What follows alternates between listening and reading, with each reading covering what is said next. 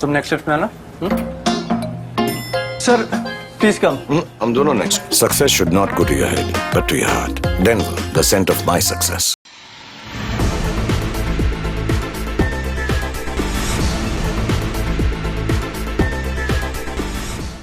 नमस्कार, मैं वैष्णवी, आप देख रहे हैं प्लस न्यूज। आइए नजर डालते हैं आज की हेडलाइंस पर।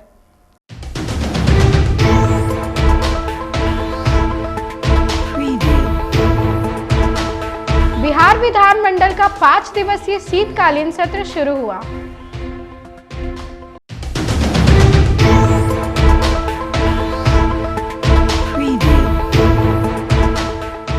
इमामगंज से हम की दीपा मांझी ने शपथ ग्रहण किया।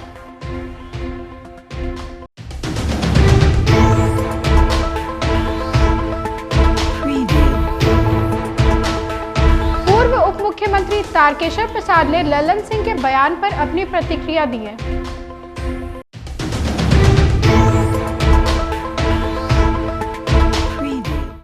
अब खबरें विस्तार से। बिहार विधानमंडल का 5 दिवसीय शीतकालीन सत्र की शुरुआत हो गई। पहले दिन की कार्रवाई 22 मिनट में ही समाप्त हो गई। बिहार विधानसभा के 4 सीट तरारी, रामगढ़, बेलागंज और इमामगंज पे हुए उपचुनाव में जीते एनडीए विधायकों का शपथ ग्रहण कार्यक्रम हुआ।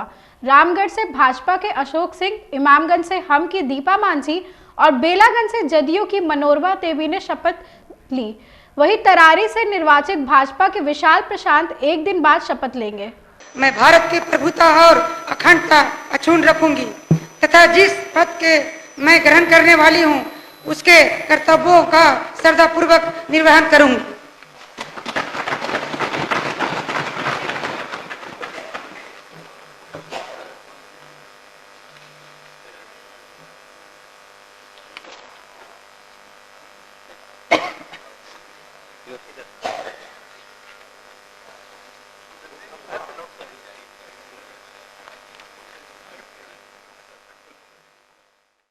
केंद्रीय मंत्री जीतन राम मांझी की बहू दीपा मांझी ने नवनिर्वाचित सदस्य के रूप में विधानसभा से शपथ लिया। शपथ लेने के बाद उन्होंने तेजस्वी यादव पर हमला बोला। दीपा मांझी ने तेजस्वी यादव को मेहनत करने की सलाह दी है। वहीं उन्होंने कहा कि नई चीजें सीखने को मिली है, कोशिश करूंगी कि संसदीय प्रणाली को पूरी तरह से समझूं। चर्चा करें, कैसा लग रहा है सदन में पहला दिन? देखिए, पहला दिन है, किसी को भी लगता है थोड़ा सा हिचकिचाहट है तो धीरे धीरे ठीक हो जाएगा। सीखने का मौका मिलेगा, सीखेंगे और जमीन पर उतारेंगे भी। दीपा जी, बहुत सारी बातों को पहले भी आपने देखा है, समझा है, आपके ट्वीट को भी लोग देखते थे। क्या चुनौतियां मानती हैं और किस तरह से काम करना है? देखिए, चुनौतियां हर क्षेत्र में रहती है लेकिन लोगों को करने की जरूरत है, तो मेहनत करेंगे तो सफलता जरूर मिलेगी। तो आप क्या लक्ष्य लेकर चल रही हैं, क्या करना है? देखिए, जनता का सेवा करना है, हमें उनका विश्वासी जीते हैं तो आज यहाँ तक पहुँचे हैं और पूरा प्यार मिलता है जनता को। हम तो क्षेत्र में घूमे हैं तो बहुत। जदयू सांसद ललन सिंह के मुसलमानों को लेकर बयान से प्रदेश का सियासी पारा बढ़ गया है। ललन सिंह ने दावा किया कि अल्पसंख्यक समुदाय नीतीश कुमार को वोट नहीं देते। ललन सिंह के बयान पर पूर्व उप मुख्यमंत्री तारकेश्वर प्रसाद ने अपनी प्रतिक्रिया दी है। उन्होंने जोर देते हुए कहा कि केंद्र और राज्य सरकारें सबका साथ सबका विकास की नीति पर काम कर रही है।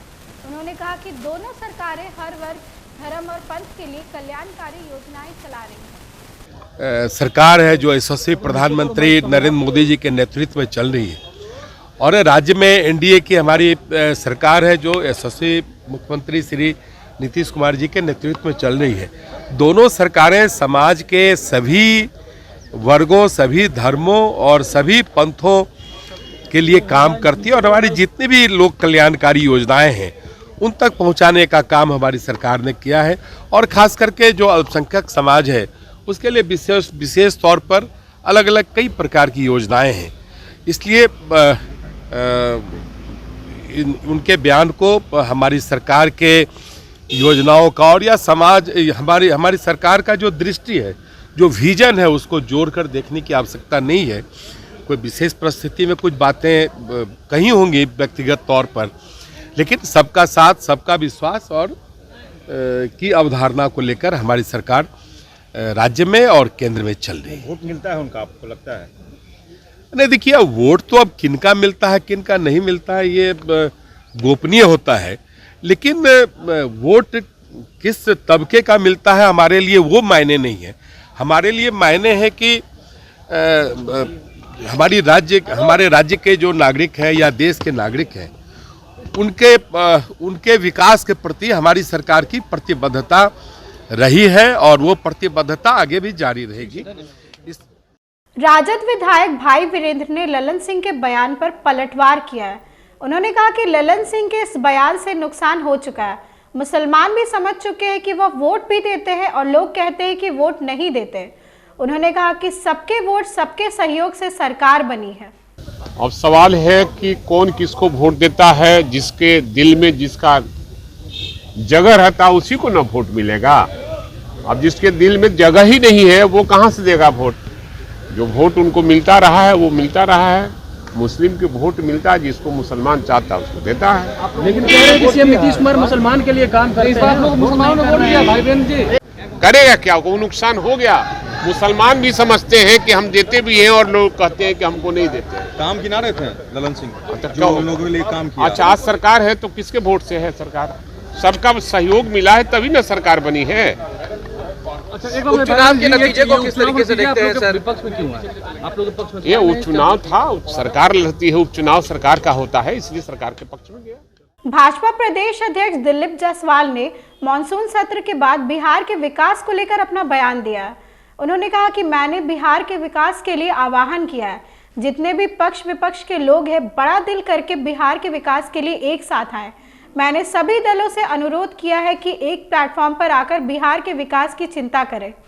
बिहार के विकास के लिए मैंने आह्वान किया है कि जितने भी दल हैं पक्ष और विपक्ष बड़ा दिल करके एक साथ आए और बिहार के विकास में नीतीश कुमार जी के नेतृत्व में सभी दल मिल करके बिहार के विकास में साथ दें।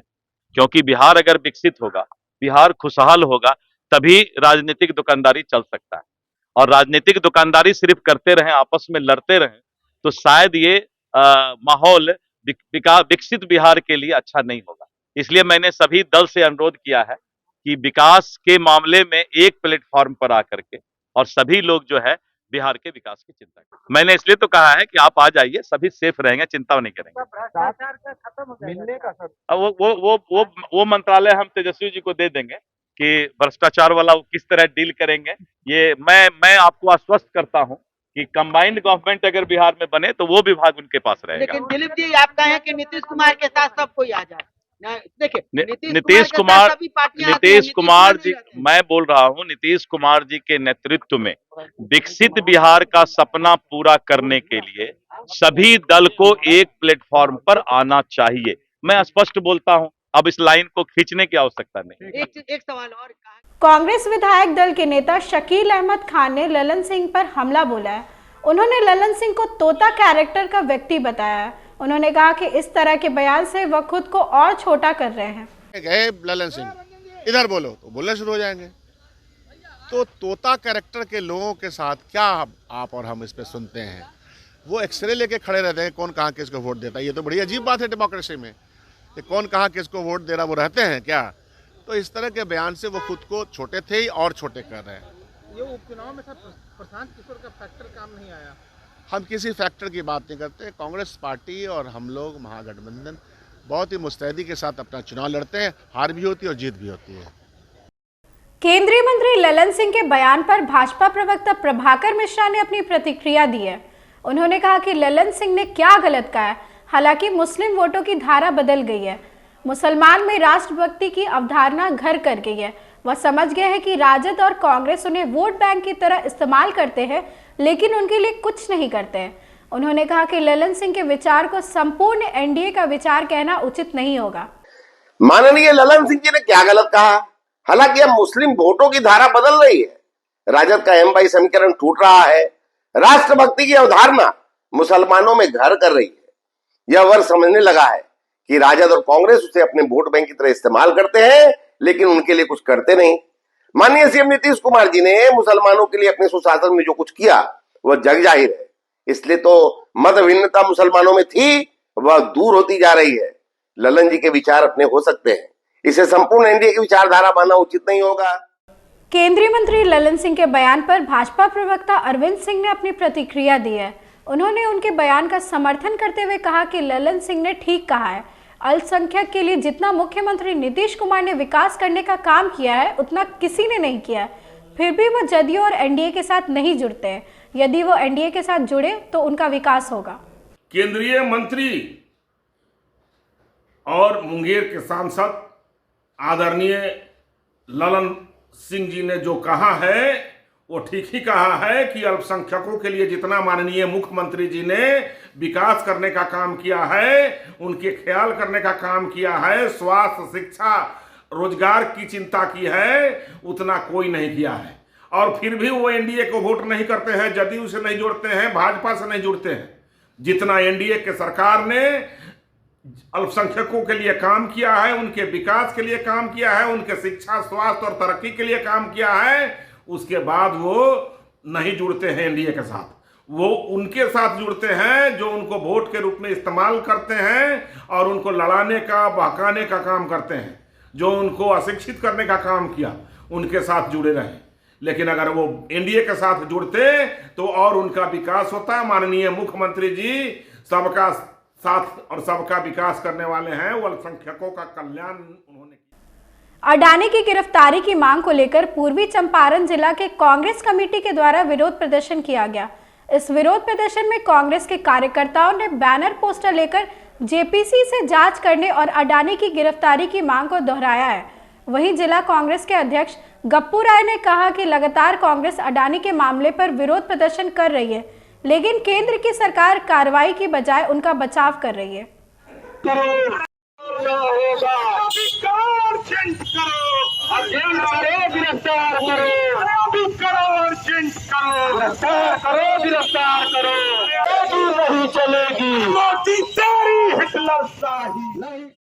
कोर्ट है जो भी अडानी जी पर चार्जशीट लिया है, प्रोविजिनेंस लिया है, और उसका मेन मुद्दा ये है कि 2200 करोड़ रुपया अडानी जी ने इंटरनेशनल मार्केट से लेकर, शेयर मार्केट से लेकर और बॉन्ड इशू करके जो लेकर और भारत के पदाधिकारियों को घूस देकर और रिन्यूएबल एनर्जी के रूप में उन्होंने जो किया है और सबसे महंगा बिजली बेचा है, इसको लेकर आज हम लोग का प्रदेश अध्यक्ष के नेतृत्व में आदेश पर आज हर एक जिला में यह प्रदर्शन किया जा रहा है। और 26 तारीख को सभी जिला के जितने प्रखंड अध्यक्ष, जिला अध्यक्षों में बिहार के सभी लोग पटना में जाएंगे और वहां पर संविधान दिवस के रूप में इस चीज़ को लाया जाएगा। और बहुत सौभाग्य की बात है कि आज हमारे राष्ट्रीय प्रवक्ता उपाध्याय जी यहाँ हैं। इनको बड़े बड़े टीवी डिबेट पर आप लोग देखते होंगे। आज के बात को ये बखूबी रखेंगे और मैं इनको। आज की खबरों में बस इतना ही। आगे की खबरों के लिए देखते रहे प्लस न्यूज़। मुझे दीजिए इजाजत। नमस्कार।